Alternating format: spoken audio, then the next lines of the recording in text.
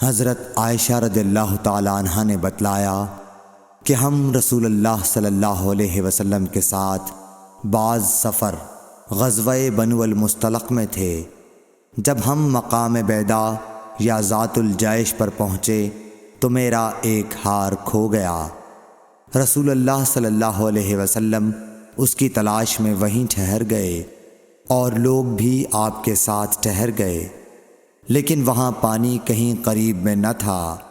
لوگ حضرت ابو بکر صدیق رضی اللہ تعالیٰ عنہ کے پاس آئے اور کہا، حضرت عائشہ رضی اللہ تعالیٰ عنہ نے کیا کام کیا کہ رسول اللہ صلی اللہ علیہ وسلم اور تمام لوگوں کو ٹھہرا دیا ہے، اور پانی بھی کہیں قریب میں نہیں ہے اور نہ لوگوں ہی کے ساتھ ہے۔ پھر ابو بکر صدیق رضی اللہ تعالیٰ عنہ تشریف لائے۔ رسول اللہ صلی اللہ علیہ وسلم اپنا سر مبارک میری ران پر رکھے ہوئے سو رہے تھے۔ فرمانے لگے کہ تم نے رسول اللہ صلی اللہ علیہ وسلم اور تمام لوگوں کو روک لیا، حالانکہ قریب میں کہیں پانی بھی نہیں ہے اور نہ لوگوں کے پاس ہے۔ حضرت عائشہ رضی اللہ تعالیٰ عنہ کہتی ہیں کہ والد ماجد رضی اللہ تعالیٰ عنہ مجھ پر خفا ہوئے، اور اللہ نے جو چاہا انہوں نے مجھے کہا اور اپنے ہاتھ سے میری کوکھ میں کچوکے لگائے۔ رسول اللہ صلی اللہ علیہ وسلم کا سر مبارک میری ران پر تھا، اس وجہ سے میں حرکت بھی نہیں کر سکتی تھی۔ رسول اللہ صلی اللہ علیہ وسلم جب صبح کے وقت اٹھے تو پانی کا پتہ تک نہ تھا۔ پس اللہ تعالیٰ نے تیمم کی آیت اتاری اور لوگوں نے تیمم کیا۔ اس پر اسید بن حضیر رضی اللہ تعالیٰ عنہ نے کہا کہ اے آل ابی بکر، یہ تمہاری کوئی پہلی برکت نہیں ہے۔ عائشہ رضی اللہ تعالیٰ عنہ نے فرمایا، پھر ہم نے اس اونٹ کو ہٹایا جس پر میں سوار تھی تو ہار اسی کے نیچے مل گیا۔ صحیح بخاری حدیث نمبر 334۔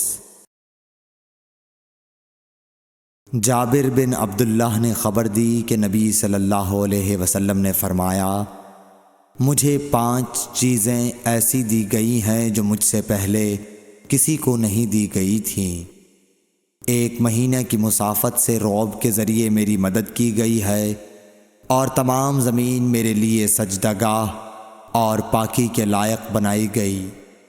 پس میری امت کا جو انسان نماز کے وقت کو جہاں بھی پالے اسے وہاں ہی نماز ادا کر لینی چاہیے، اور میرے لیے غنیمت کا مال حلال کیا گیا ہے، مجھ سے پہلے یہ کسی کے لیے بھی حلال نہ تھا، اور مجھے شفاعت عطا کی گئی، اور تمام انبیاء اپنی اپنی قوم کے لیے مبعوث ہوتے تھے، لیکن میں تمام انسانوں کے لیے عام طور پر نبی بنا کر بھیجا گیا ہوں۔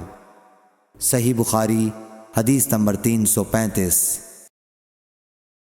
حشام بن عروہ نے اپنے والد سے روایت کیا، وہ حضرت عائشہ رضی اللہ تعالیٰ عنہ سے، کہ انہوں نے حضرت اسماء سے ہار مانگ کر پہن لیا تھا، وہ گم ہو گیا۔ رسول اللہ صلی اللہ علیہ وسلم نے ایک آدمی کو اس کی تلاش کے لیے بھیجا، جسے وہ مل گیا۔ پھر نماز کا وقت آ پہنچا اور لوگوں کے پاس جو ہار کی تلاش میں گئے تھے پانی نہیں تھا۔ لوگوں نے نماز پڑھ لی اور رسول اللہ صلی اللہ علیہ وسلم سے اس کے متعلق شکایت کی۔ پس خداوند تعالیٰ نے تیمم کی آیت اتاری، جسے سن کر اسید بن حضیر نے حضرت عائشہ رضی اللہ تعالیٰ عنہ سے کہا، آپ کو اللہ بہترین بدلہ دے، واللہ جب بھی آپ کے ساتھ کوئی ایسی بات پیش آئی جس سے آپ کو تکلیف ہوئی تو اللہ تعالیٰ نے آپ کے لیے اور تمام مسلمانوں کے لیے اس میں خیر پیدا فرما دی۔ صحیح بخاری حدیث نمبر 336۔ ابن عباس رضی اللہ تعالیٰ عنہ کے غلام عمیر بن عبداللہ نے کہا کہ میں اور عبداللہ بن یسار، جو کہ حضرت میمونہ رضی اللہ تعالی عنہا زوجہ نبی کریم صلی اللہ علیہ وسلم کے غلام تھے، ابو جہیم بن حارث بن سما انصاری صحابی کے پاس آئے۔ انہوں نے بیان کیا کہ نبی کریم صلی اللہ علیہ وسلم بار جمل کی طرف سے تشریف لا رہے تھے۔ راستے میں ایک شخص نے آپ کو سلام کیا، یعنی خود اسی ابو جہیم نے، لیکن آپ نے جواب نہیں دیا۔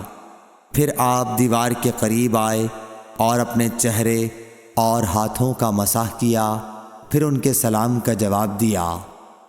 صحیح بخاری حدیث نمبر 337۔ ایک شخص عمر بن خطاب کے پاس آیا اور عرض کی کہ مجھے غسل کی حاجت ہو گئی اور پانی نہیں ملا، تو میں اب کیا کروں؟ اس پر عمار بن یاسر رضی اللہ تعالیٰ عنہ نے حضرت عمر بن خطاب رضی اللہ تعالیٰ عنہ سے کہا، کیا آپ کو یاد نہیں جب میں اور آپ سفر میں تھے، ہم دونوں جنبی ہو گئے، آپ نے تو نماز نہیں پڑھی، لیکن میں نے زمین پر لوٹ پوٹ لیا اور نماز پڑھ لی۔ پھر میں نے نبی کریم صلی اللہ علیہ وسلم سے اس کا ذکر کیا تو آپ نے فرمایا کہ تجھے بس اتنا ہی کافی تھا، اور آپ نے اپنے دونوں ہاتھ زمین پر مارے، پھر انہیں پھونکا اور دونوں سے چہرے اور پونچھوں کا مسح کیا۔ صحیح بخاری حدیث نمبر 338۔